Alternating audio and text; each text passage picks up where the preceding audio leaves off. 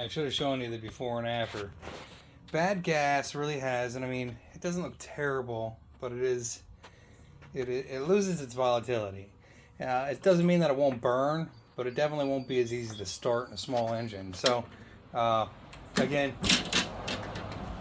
just put my hand on here. You know, this is cold. Haven't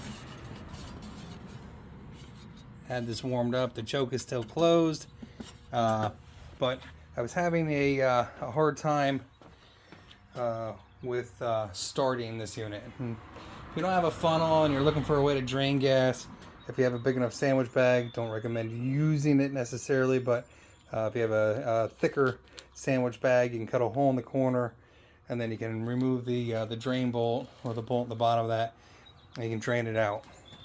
Now, again, cold start.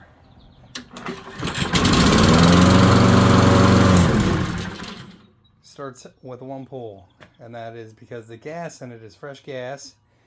I use ethanol-free gas, but you know, it really will make the difference between your mower starting or your small equipment not starting.